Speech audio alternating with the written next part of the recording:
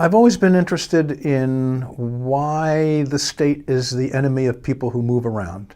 It always struck me that the oldest state project in the world is sedentarization, of fixing people in space and having them stay there. And although it's obvious that they might want to do that for tax reasons, I became interested in the way in which the state actually wanted to control manpower and grain. And that led me to an effort to understand the dynamics of Southeast Asian states. And I've always been interested in the hill peoples of Southeast Asia. And so this was an effort to understand why certain peoples remained outside these state centers for such a long time. And the argument has always been that these people have never discovered civilization. That they remain backward, left out of the great development of the Han civilization, the Thai civilization, and the Burman civilization, and the Indian civilization.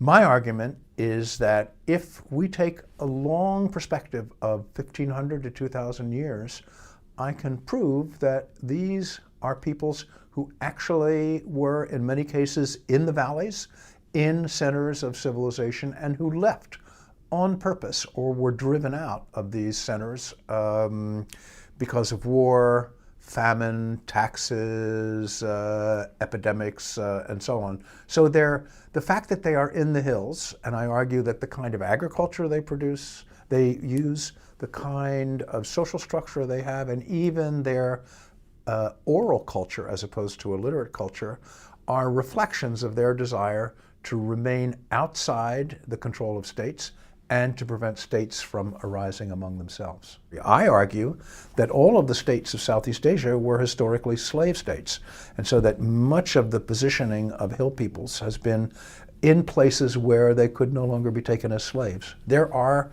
today people who can remember their grandparents telling them stories of evading slave raiders. So this is a relatively, the end of the taking of people in the hills and selling them in valley markets is not, it happened as little as 80 or 100 years ago.